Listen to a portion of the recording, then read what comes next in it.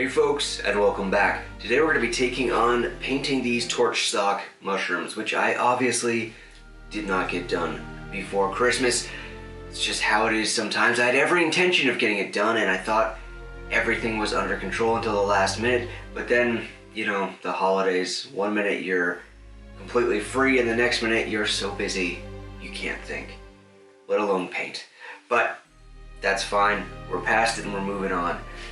We're going to be doing something a lot like slap chop to get these painted. So if you're familiar with that, you can probably guess where this is going. And if not, stay tuned and we'll go through it. We already have these primed black. So the next step is taking a dark gray and just dry brushing it over everything. I'm using a pretty liberal amount of dark gray here. And it just sort of goes everywhere. This is going to start picking up all of these weird textures that we've built into this with the tin foil and the hot glue. So here's how they look with one coat of dark gray on them. Already starting to get some shadows and a little bit of highlight, though the dark gray is not a huge step up, which is why the next step up is a lighter gray, and I'm sure most of you saw that coming, but you're just going to repeat the exact same step. I'm going to take a lighter gray than last time, dry brush it all over everything, though just slightly less coverage than the last layer.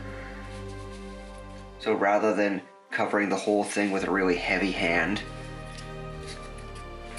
just be a little gentler about it. Try to hit the tops of things instead of grabbing all of those recesses inside as well. And that's going to help the contrast paints that we use later add more contrast and more shadow.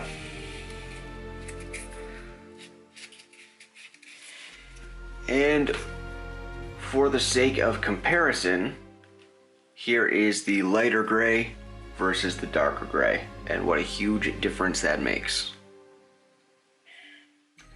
Now, if you're wondering what the next and third step is, how crazy it's gonna get, it's white. We're doing the same thing, but with white paint.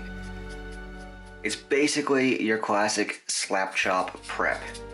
Just going over the entire model with three increasingly lighter colors of paint to help the details pop when you use contrast paints. So anytime that you're going to be applying contrast paints over something like slap chop, you want to make sure that this is completely 100% dry before moving on to applying the contrast.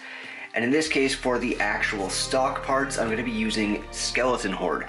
It's just sort of a pale brown contrast paint that's going to give something nice and subtle for the brighter stalks to pop off of.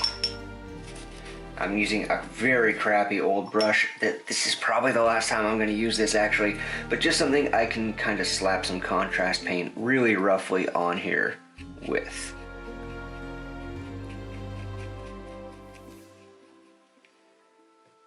Like I said, this is going to be a pretty subtle color, which is great because I really want the actual bulbs of the mushrooms to be the part that is the most interesting and that pops when you look at it. And for comparison's sake, here is the Skeleton Horde contrasted mushroom stock with the plain white mushroom stock. Okay, with the Torch Stalk stalks painted, that just leaves the torch part or the mushroom caps. Now, I could probably get a more convincing glowing effect using an airbrush, but I'm not feeling it today. My last piece of this terrain set used the airbrush a lot, so I want to use just a regular brush. What I'm doing is I'm coming in with Martian Orange from Express Color. Now, if what you have are Citadel's contrast paints, then Gryph-hound Orange is fine. This is just going to be the starting layer on the mushroom caps.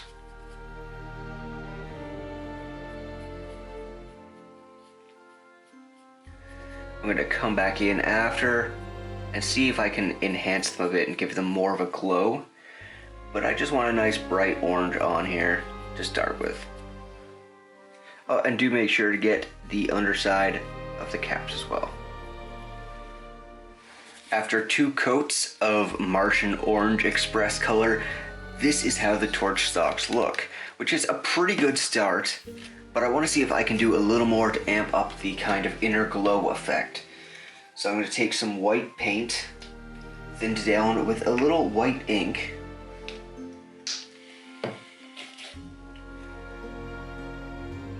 so that it does not lose pigmentation. And all of these little cracks in the mushroom caps, I'm going to start to fill these in with white. Now you don't have to be too careful with this. If it overflows, hopefully it will just look a little bit like it's glowing when we get to the final product.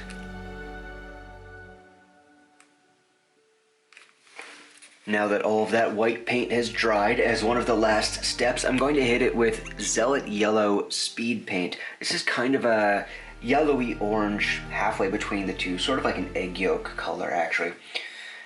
And I'm just going to take some of this, and everywhere that I hit with the white, it's going to get Zealot Yellow.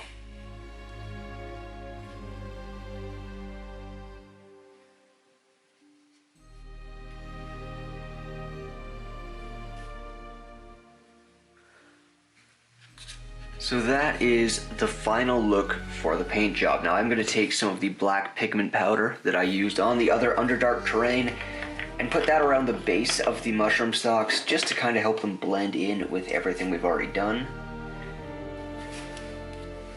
And make them a little bit more a part of the set. Yeah, there we go. But other than that, I think we're ready to take some pictures. So here we go, torch stalk mushrooms. Sort of. No, they're not exact replicas of the ones from the game, but that's alright, and I think that for a bunch of hot glue, tinfoil, and $1.25 of styrofoam balls, they're pretty good. They do add something unique and different to the scatter terrain set, and something that we hadn't actually planned for. So I'm really happy with them. If you've gotten this far, please consider hitting like and subscribe or leaving a comment. Let me know what you think of these, or the scatter terrain set so far, or what you'd like to see next. It really does help the channel in a big way. Thank you for watching, and I'll see you on the next one.